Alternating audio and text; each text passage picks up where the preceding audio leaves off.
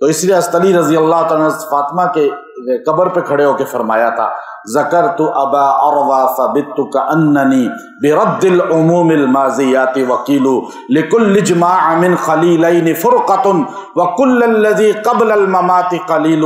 ان افتقاد فاطمہ بعد احمد دلیل علی الا یتم خلیل وان انقطعت یوم من العیش والتقی فان غناء الباقیات قلیل۔ آپ نے فرمایا، سارے شعر سے ہٹ کر امام ذہبی اس کو نقل فرما رہے ہیں اعلام النبلاء کے اندر، سیر اعلام النبلاء کے اندر آپ فرماتے ہیں ذکرت ابا، پورے کے چھوڑ کے اصل بات، ان افتقاد فاطمہ بعد احمد، کل ہم نے محمد عربی صلی اللہ علیہ وسلم کو قبر اطہر میں اتارا،